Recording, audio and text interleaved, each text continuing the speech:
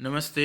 इसके अगले वीडियो के अंदर जलवायु का मानव जीवन प्रभाव के अंदर हमने देखा था कि कभी कभार अतिवृष्टि होने से यानी कि कम समय के अंदर ज़्यादा वर्षा होने के कारण फसलों को काफ़ी विनाश हो जाता है। वर्षा ऋतु पूरी होने के बाद कृषि मजदूरों के लिए आजीविका की समस्या उत्पन्न हो जाती है कि भाई जब तक वर्षा ऋतु होती है तब तक कृषि मजदूरों को काम मिलता है, लेकिन वर्षा ऋतु खत्म होने के बाद इनको समस्या उत्पन्न होती है अपने आजीविका की।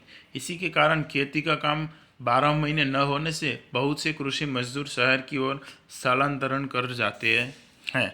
और इस वजह से कि भाई खेती का काम 12 महीने नहीं मिलने के कारण जो खेत के अंदर मजदूरी काम करते हैं वो लोग शहर की ओर स्थलांतरित करते हैं।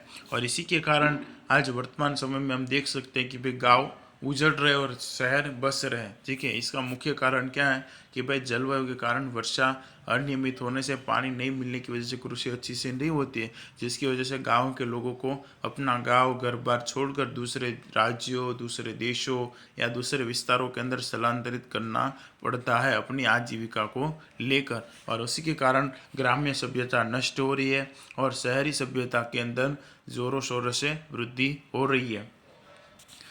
तो कृषि आधारित उद्योग जैसे कि कपास, गन्ना, तंबाकू आदि में वर्षा की अनियमितता, कच्चा माल नहीं मिलने से इन उद्योगों के लिए कठिनाइयाँ उत्पन्न होती हैं। और कृषि आधारित जो उद्योग है जैसे कि सूती कपड़े का उद्योग, वो कपास से, ठीक है, शुगर है, उसके पश्चात गुड़ है, तो ये सब गन्ना, उसके पश्चात तम्बाकू, तो ये जो विश्व उद्योग है वो इनके ऊपर डिपेंडेंट होते हैं। लेकिन अनियमितता और कच्चा माल नहीं मिलने से इन उद्योगों पर भी कठिनाइयों का सामना करना पड़ता है। अनियमित वर्षा के कारण पीने के पानी की समस्या भी विकट बनी है। अनियमित वर्षा के कारण पीने के पानी की भी समस्या भी विकट बनी हुई है। कई विस्तारों के अंदर क्या होता है, पीने के पानी के लिए लंबी दूरी तय करनी पड़ती है या फिर स्थलांतरित भी होना पड़ता है। कुछ विस्तारों के अंदर लोग पानी नहीं मिलने की वजह से भी वो अपने गाँवों और शहरों को छोड़कर दूसरी जगह पर बसने चले गए। रेगिस्तानी तथा पर्वतीय प्रदेशों का जीवन परेशानियों से भरा हुआ है। रेगिस्तानी तथा पर्वतीय प्रदेशों में रहने वाले लोगों का जीवन परेशानियों से भरा हुआ है, क्योंकि क्योंकि इन लोगों को लंबी दूरी कर कर पानी प्राप्त करना पड़ता है। पर्वतीय विस्तारों के अंदर से नीचे उतर कर पानी लेकर फिर ऊपर चढ़ना जो काफ़ी कठिनाइयों भरा हुआ रहता है। इस तरह जलवायु का गहरा प्रभाव मानव जीवन पर होता है। और इस तरह जलवायु का गहरा प्रभाव मानव जीवन पर देखने को मिलता है, जिसका सीधा प्रभाव मानव जीवन में भोजन, पोशाक, व्यवसाय तथा आवास पर होता है। और जिसका सीधा प्रभाव मानव जीवन की भोजन, पोशाक, व्यवसाय तथा आवास पर होता है। और ये मानव जीवन की मुख्य आवश्यकता है, भोजन, पोशाक, व्यवसाय तथा आवास। और इसी के ऊपर ही जलवायु का अधिक प्रभाव देखने को मिलता है। तो ये हो गया भारत की जलवायु के बारे में जानकारी। भारत के अंदर कौन कौन से ऋतु का अनुभव होता है, भारत के ऊपर आने वाली मानसूनी हवाओं के बारे में जानकारी प्राप्त की। उसके पश्चात जलवायु का मानव जीवन पर क्या क्या प्रभाव देखने को मिलता है और इसके कारण मानव जीवन के कौन से महत्वपूर्ण जो परिबल है उसके ऊपर प्रभाव देखा है, उसके बारे में जानकारी प्राप्त की। उसके अलावा नीचे इतना अवश्य जाने के अंदर अधिक जानकारी दी गई, जिसमें भारतीय मौसम विभाग के बारे में जानकारी दी गई है। भारतीय मौसम विभाग कार्यालय हमारे देश के मौसम के बारे में समाचार पत्रों, रेडियो, टीवी, वेबसाइटों के द्वारा प्रसारित किया जाता है। और इसकी स्थापना 1875 में कोलकाता में की गई थी। उसके पश्चात इसका मुख्यालय 1905 में पुणे और अभी वर्तमान समय के अंदर इसका मुख्यालय दिल्ली के अंदर स्थानांतरित कर दिया गया है। इसके अलावा इस मौसम विभाग को 6 क्षेत्रीय कार्यालय है जो इसको मौसम विभाग के अंदर सहायता प्रदान करते हैं। उसके अंदर चेन्नई, गुवाहाटी, कोलकाता, मुंबई, पुणे और नागपुर का समावेश किया जाता है।